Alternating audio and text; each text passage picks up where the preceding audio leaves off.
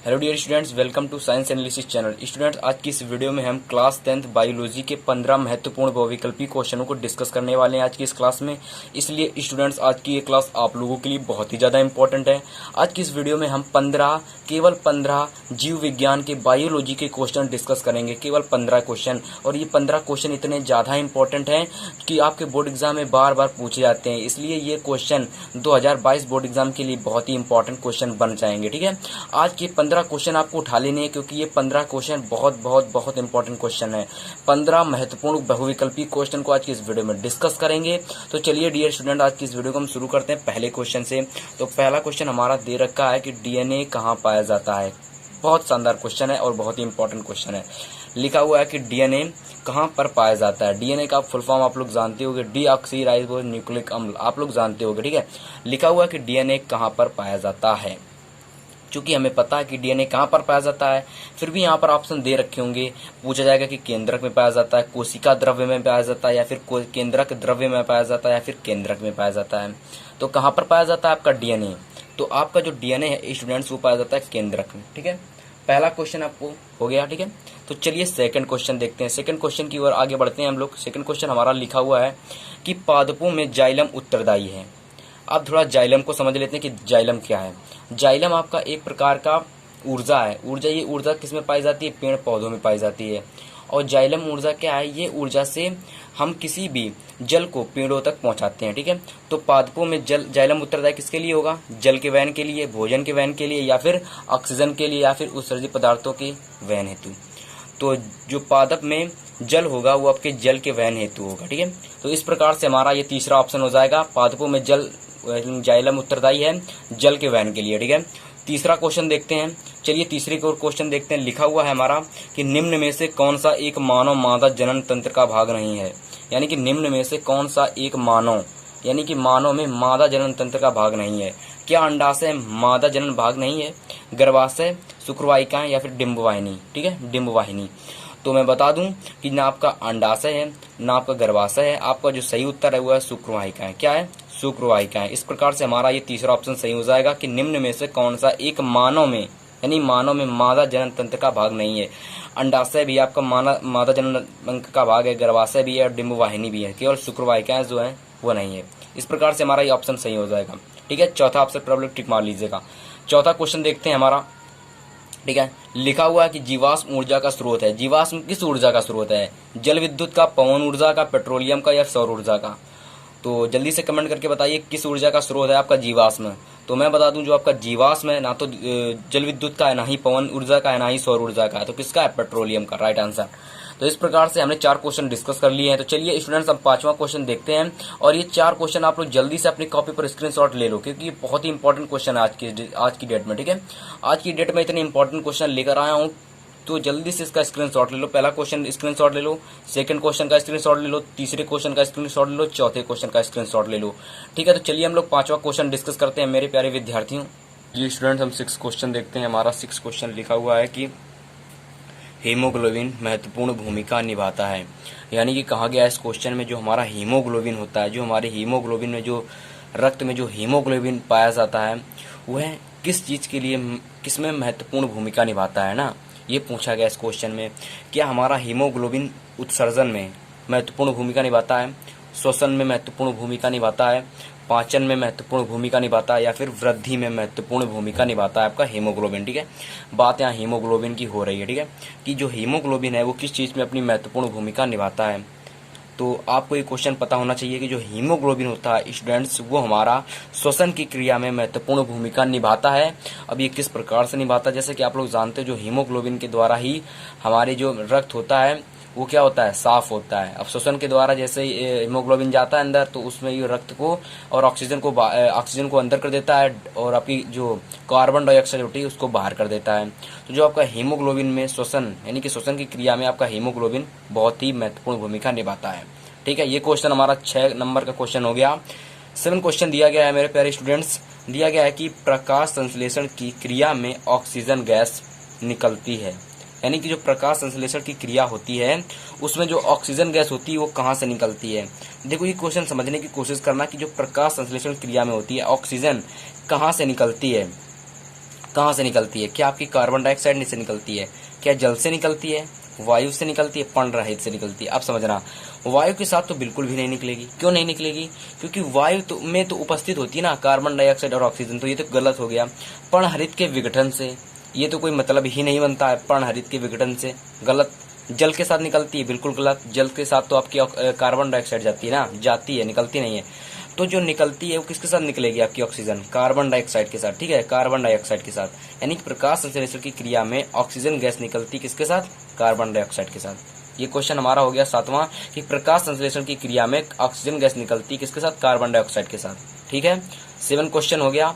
8 number question देखते हैं। हमारा लिखा हुआ है कि आहार नाल में, यानी कि आहार नाल में सी के आकार की संरचना है। आहार नाल में सी के आकार की संरचना है, यानी कि सी के आकार की कौन सी संरचना है हमारे आहार नाल में, ये हमें क्वेश्चन को बताना है। ठीक है, बहुत ही इंपॉर्टेंट क्वेश्चन है कि आहार नाल में सी के आकार की संरचना कौन सी है। क्या आपकी आमाशय है? क्या आपकी ग्रसनी है?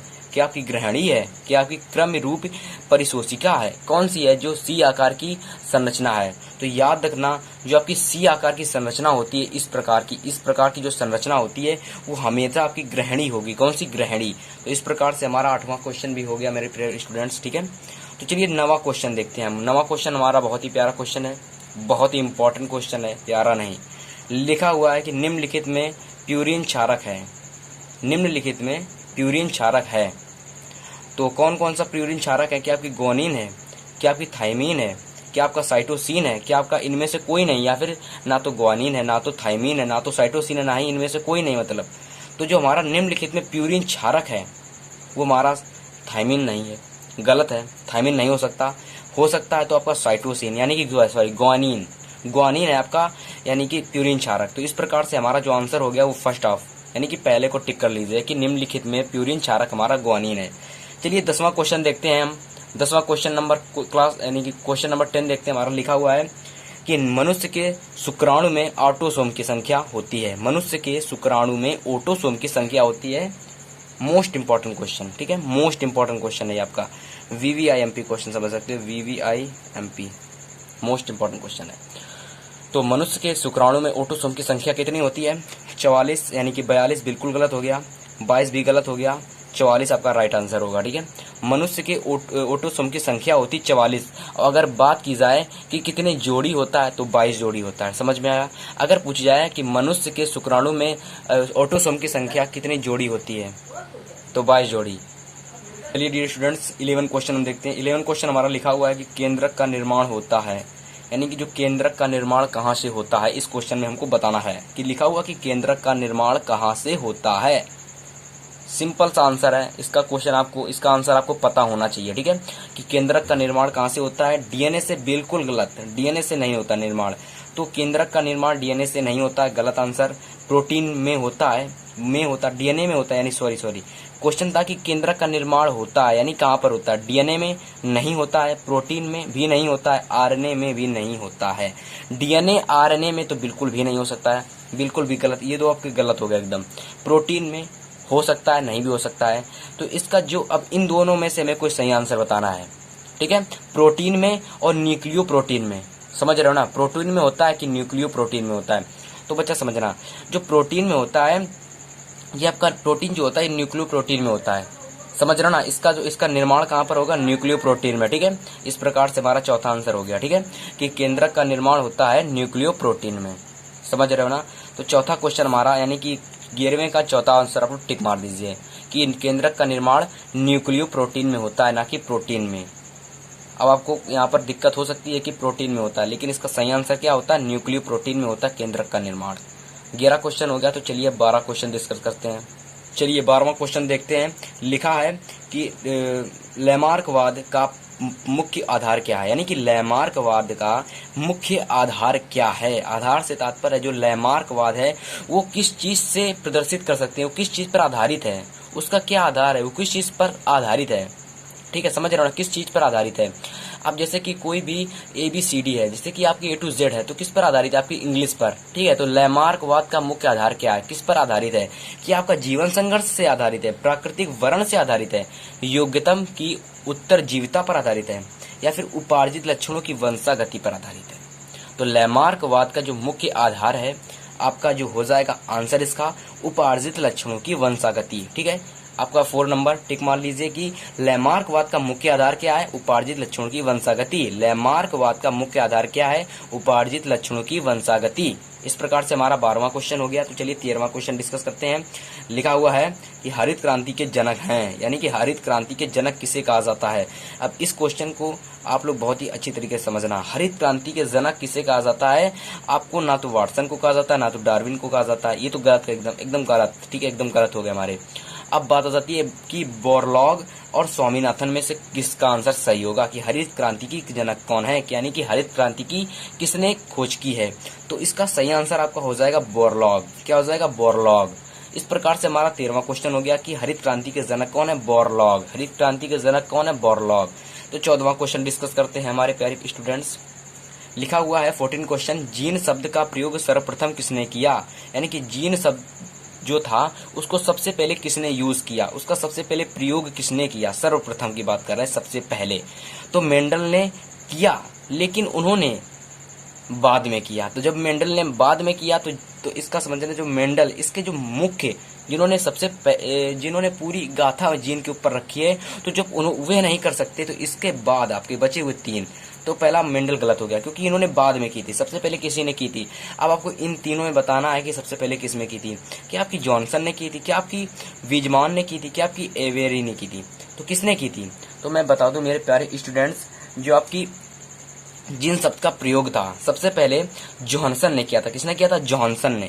तो इसका आंसर आपको मान लीजिए टिक दूसरा, कि जीन शब्द का प्रयोग सर्वप्रथम जॉनसन ने किया था। अब ये क्वेश्चन समझने में बहुत ज्यादा सबको डिफिकल्टी होती है, क्योंकि मेंडल ने भी जीन शब्द का बहुत ज्यादा प्रयोग किया। इन्होंने जीन की पूरी गाथा रखी है अपने अनुवांशिकता एवं जैव विकास चैप्टर में। समझ रहे हो ना, जो क्लास 10th में चैप्टर नंबर 9 है, अनुवांशिकता एवं जैव विकास, उसमें बहुत ज्यादा इन्होंने जीन का प्रयोग किया शब्द का। ठीक है, तो जीन शब्द का सबसे पहले प्रयोग लेकिन जोनासन ने किया था। इस प्रकार से 14वां क्वेश्चन हमारा हो गया कि जीन शब्द का सबसे पहले प्रयोग जॉनसन ने किया। तो सबसे पहले 14वां क्वेश्चन हो गया। तो 15वां क्वेश्चन देखते हैं अब हम। ठीक है, तो 15वां क्वेश्चन और आज का ये लास्ट क्वेश्चन। और आपको ये वीडियो अच्छी लग रही हो तो प्लीज वीडियो को लाइक करके चैनल को सब्सक्राइब कर देना। ठीक है, और अपने फ्रेंड्स के साथ शेयर कर देना। तो 15वां क्वेश्चन हमारा लिखा हुआ है कि 2 डीएनए तंतु आपस में जुड़े होते हैं। 2 डीएनए तंतु हैं, जैसे एक तंतु और एक तंतु हैं, तो उन्हें जो 2 आपस में जुड़े होते हैं वो किसके द्वारा जुड़े होते हैं? अब समझना, जैसे कि मैं कह रहा हूं एक डीएनए ये हमारा और ये दोनों आपस में जुड़े हुए हैं, तो ये किसके द्वारा जुड़े हुए हैं? यहाँ पर हमें बताना है कि 2 डीएनए तंतु आपस में जुड़े होते हैं किसके द्वारा? पेप्टाइड बंध द्वारा, पेप्टाइड बंध द्वारा, संयोजी बंध द्वारा, ग्लाइकोसिडिक बंध द्वारा, या फिर हाइड्रोजन बंध द्वारा। ठीक है, तो इसका राइट आंसर आपका हो जाएगा हाइड्रोजन बंध द्वारा जुड़े होते हैं। ठीक है, तो 2 डीएनए तंतु आपस में जुड़े होते हैं किसके द्वारा? हाइड्रोजन बंध द्वारा। तो इस प्रकार से हमारा जो 15वां क्वेश्चन था उसका आंसर आपका हो जाएगा चौथा, कि हाइड्रोजन बंध द्वारा जुड़े होते हैं। इस प्रकार से आज की इस क्लास में हम लोगों ने बहुत सारे 15 most important biology class 10th के क्वेश्चन सॉल्व किए, जो आपको बहुत ही इंपॉर्टेंट हैं। और आपकी इन क्वेश्चनों को अगर आप पढ़ के जाते हो क्लास 10th वाले स्टूडेंट्स, तो मैं गारंटी ले रहा हूँ आपके मार्क्स 20 में 20 आएंगे, क्योंकि इस बार बहुविकल्पी क्वेश्चन बहुत ज़्यादा पूछे जाएंगे आपके बोर्ड एग्जाम में। इस प्रकार से आपको सभी क्वेश्चनों को बहुविकल्पी को तैयार करना है। बहुविकल्पी पर आपको अपना ज़्यादा फोकस करना है, क्योंकि यहाँ से क्वेश्चन ज़्यादा फंसेंगे आपके बोर्ड में। आपके फंसेंगे कैसे? जब आपको मेरी पूरी वीडियोस को वॉच करोगे अच्छी तरीके से। ठीक है, तो आज की इस क्लास को यहीं पर खत्म करते हैं। 15 क्वेश्चन दिए हैं, सभी को आपको अच्छी तरीके से लर्न एंड राइट कर लेने हैं। ठीक है, तो चलिए आज की इस क्लास को यहीं पर हम खत्म करते हैं।